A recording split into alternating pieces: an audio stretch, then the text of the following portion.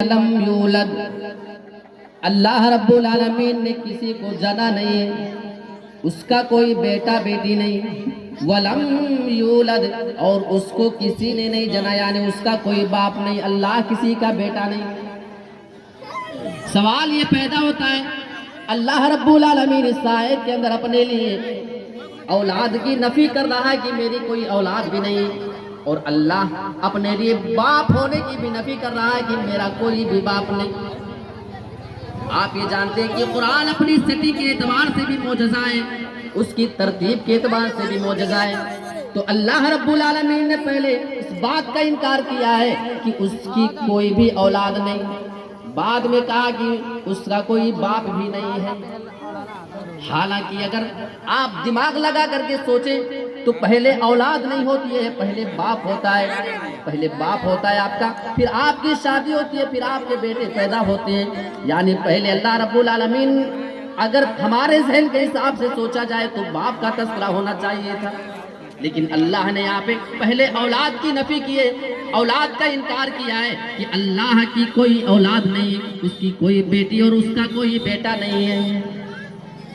اس میں حکمت یہ ہے، مفسرین نے تذکرہ کیا ہے، کیونکہ جو قریش کے لوگ تھے، جو مکہ کے کافر تھے، وہ اللہ کے رسول، وہ اللہ رب العالمین کے لیے اولاد تو مانتے تھے کہ بیٹا بیٹی ہیں اللہ کے، لیکن باپ وہ لوگ بھی نہیں مانتے تھے۔ ان کا عقیدہ تھا کہ اللہ کا کوئی باپ نہیں ہے، لیکن ان کا عقیدہ یہ ضرور تھا کہ اللہ کی اولادیں ہیں، لہٰذا جو عقیدہ ان کا تھا اللہ کے بارے میں کہ اللہ کی اولاد ہے، اس کے بارے میں اللہ رب العالمین نے پہلے انکار کر دیا کہ نہیں، اللہ کی کوئی اولاد نہیں ہے۔ لم یلد، اس نے کسی کو نہیں جنا ہے، نہ اس کا کوئی بیٹا ہے، نہ اس کی کوئی بیٹی ہے، ولم یولد، اور نہ اس کا کوئی باپ ہے۔ یہ ترتیب قرآن مجید کے اندر اللہ نے ذکر کیا ہے۔ یہ توحید وہ چیز ہے کہ قیامت کے دن ایک انسان کے کتنا کام آئے گی۔ آئیے ذرا ایک حدیث دیکھ لیتے ہیں۔ اللہ کے رسول صلی اللہ علیہ وسلم فرماتے ہیں، ایک آدمی ہوگا، بہت گنہگار آدمی ہے، ہمیشہ گناہوں میں لت پت رہنے والا آدمی۔ اس آدمی کے گناہوں کی وجہ سے 99 رجسٹر بھرے ہوں گے، اور حدیث کے الفاظ دیکھیں، فَيُنْشَرُ عَلَيْهِ 99 سجلہ، اس آدمی کے گناہوں کے 99 رجسٹر کھول کر کے اس کے سامنے رکھ دیے جائیں گے۔ وہ آدمی جہاں تک اس کی نظر جائے گی، حدیث کے الفاظ ہیں، اِلَىٰ مَدِّ بَصَرِهِ، تا حد نظر، جہاں تک اس کی نظر جائے گی وہاں تک 99 گناہوں کے رجسٹر بھرے پڑے ہوں گے اس کے گناہوں کی وجہ سے۔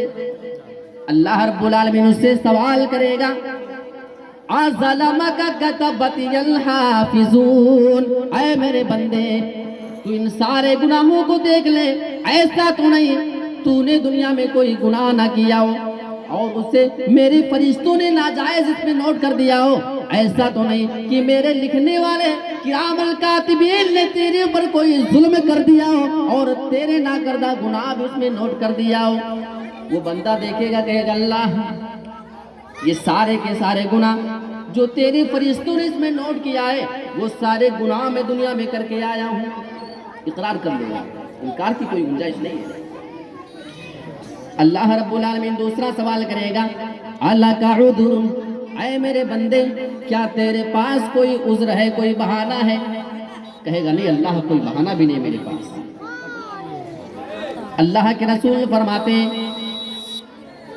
چھوٹا سا کارڈ اللہ رب العالمین نکالے گا، فَتُخْرَجُ بِطَاقَةٌ، ایک کارڈ نکالا جائے گا، چھوٹا سا، یہ معمولی سا کارڈ کتنا بڑا ہو سکتا ہے؟ یہ پرچی آپ کے سامنے ہے، بڑا مختصر سا ایک کارڈ نکالا جائے گا، اور اللہ رب العالمین فرمائے گا، احذر وزنک، لا، تو اب اپنے سارے اعمال کو پیش کر، جو تیرے گناہ ہیں اور جو یہ کارڈ ہے، اس کے مقابلے میں ان سارے گناہوں کو تولا جائے گا، اس کو ناپا جائے گا۔